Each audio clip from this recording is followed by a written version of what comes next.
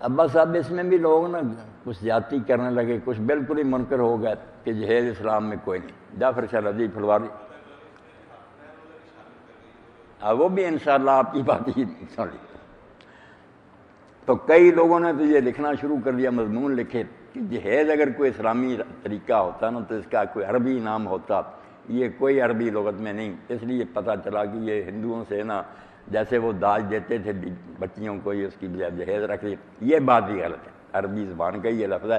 اب طریقہ یہ ہے کہ عربی زبان میں ایک ہے صنعت جس کو امالہ کہتے ہیں، کہ الف کی بجائے نا اس کو جھکا کرنا، کتاب ہے اس کو کتاب پڑھیں گے، حساب ہے اس کو حساب پڑھیں گے۔ یہ لفظ اصل میں جہاز ہے، جہاز المرا جو نا کہ عورت کو جب بھیجا جائے تو اس کو کوئی سامان تیار کیا جائے، جہاز، مگر پھر اس امالہ کی صنعت کے مطابق کتاب، جیسے کتاب کتاب بن جاتی نا، جہاز جہیز، لفظ جو نا آپ جہاز سے نکالیں گے تو پتہ چل جائے کہ عورت کو جو سامان دیا جاتا ہے، اصل لفظ جہاز، اس کو ہی پھر عربی میں جہیز کہتے، تو ہے یہ جائز۔ باقی رسول کریم علیہ السلام نے دیا بچی کو، محدثین نے باب باندھے کہ باب تجویز المرأہ، کہ جب بچی کو رخصت کیا جائے تو اپنی حیثیت کے مطابق دیا جائے۔ اب اس میں جو لوگ زیادہ دینا شروع کرنے لگے، اپنی حیثیت سے بڑھ کر قرض لے کر، وہ بھی غلط بات ہے، دباؤ کے نیچے آ جاتے ہیں، مگر مناسب چیزیں دے کے رخصت کیا جائے تو سنت ہی ٹھیک نہیں دیا۔ اب بالکل حضرت فاطمہ رضی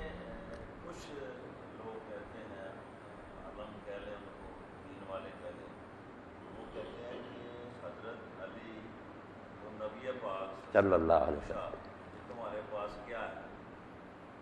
انہوں نے کہا کہ ایک تو گھوڑا ہے، ایک اس کے اوپر وہ بہتر کیا ہے، وہ تلوار ہے، ذرا ہے میرے پاس ہے جی گھوڑا۔ تو انہوں نے کہا گھوڑا تو ٹھیک ہے، باقی چیزیں بیچ دو۔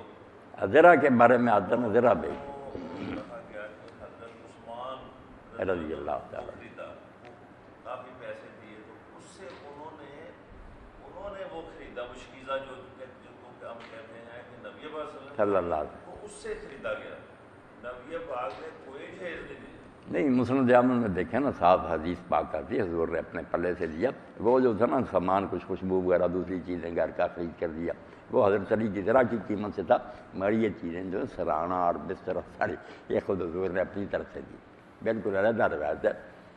تو جہیز ٹھیک ہے، جہیز کوئی برائی نہیں، مگر اپنی حد سے بڑھ جانا، بوجھ اپنے پر لاگو کرنا، یہ نہیں ٹھیک۔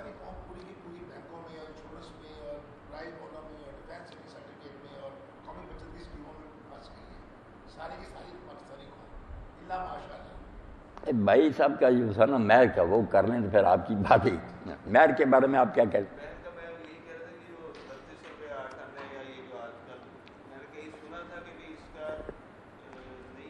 جب نکاح ہوتا نا تو سب پوچھتے نا ہم کہ مہر، تو لوگ کہتے ہیں شرعی۔ اب شرعی کوئی مہر ہو تو ہم لوگوں سے کیوں پوچھے؟ ہم جانتے ہیں شریعت کو، اگر شریعت میں کوئی مہر ہوتا تو ہم خود ہی مقرر کر لیتے۔ شریعت میں کوئی مہر نہیں، آپ نا ایک جوتی کے جوڑے سے لے کر کروڑوں اور لاکھوں تک دینا تو دے سکتے ہیں، مگر حیثیت کے مطابق ہونا چاہیے، بچے پر بوجھ نہیں ہونا چاہیے، خوش دلی سے دینا چاہیے۔ اللہ نے اس کا نام رکھا صداق، وآتوا النساء صدقاتہن نحلہ، صدق سے نکلانا، جیسے صدق سچائی کو کہتے ہیں۔ مولا علی قاری فرماتے ہیں یہ دل سے رغبت کا ثبوت ہے کہ واقعی شوق سے بچی کو لے رہا، اس لیے دلیری کر کے دیں، باقی خرچ جو ہے نا بڑی وغیرہ نہ کریں۔ مہر کے موقع پر تو کہیں ہم 1000 کی بجائے 2000 دیتے ہیں، کئی نکاح ایسے بھی انہوں نے بچوں نے خود کہا کہ مولانا آپ 2000 کا مقرر کر رہے ہیں، میں 10,000 دیتا ہوں، شاباش ہے۔ اللہ کہتا ہے خوش دلی سے دو، مہر ہی تو کرام، یہ ٹوکن ہے کہ واقعی تم صدق سے اور دلی رغبت سے اس بچی کو لے رہے، شوق سے۔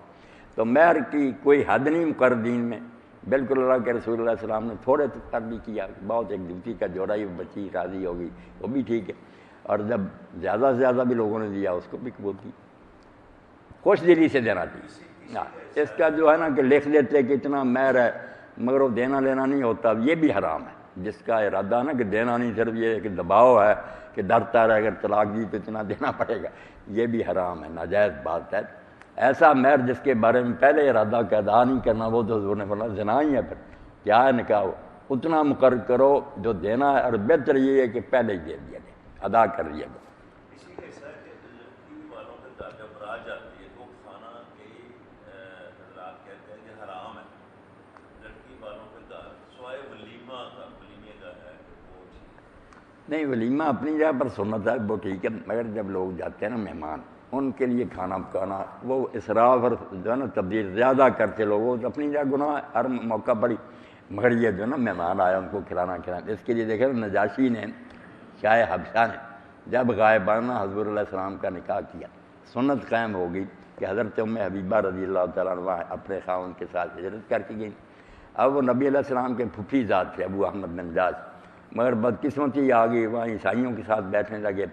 ام حبیبہ نے بتیرا کہا کہ دین کے لیے مکہ چھوڑ کر آئے، ان کی صحبت میں نہ بیٹھ، مگر وہ گمراہ ہو گئے، شراب کے عادی ہو گئے، اسلام چھوڑ دیا، کافر ہو کر مر گئے۔ اتنی بدقسمتی، پہلے وقتوں کے مومن مگر اسلام چھوڑ گئے، یہ بیچاری بیوہ رہ گئی۔ تو نبی علیہ السلام نے پھرنا حضرت عمر بن امیہ زمری کو بھیجا کہ شاہ حبشہ کو نجاشی کو کہو کہ میرا ان کے ساتھ نکاح کر دیں۔ اس نے ہی خطبہ پڑھا، اس نے حضور کا غائبانہ پھر نکاح کیا، جو بنی امیہ میں سے دوسرے کچھ مہاجر تھے ان کو ولی بنایا۔ تو بعد میں کھانا اس نے کھلایا اور کہا یہ انبیاء کی سنت ہے، کوئی اٹھ کر نہ دربار سے جائے کھانا جو ہے شادی کا۔ تو یہ افراط تفریط نہیں ہونی چاہیے، نہ ادھر لڑکیں نہ زیادہ فضول خرچی کی طرف جائیں، درمیان میں رہیں۔ نہ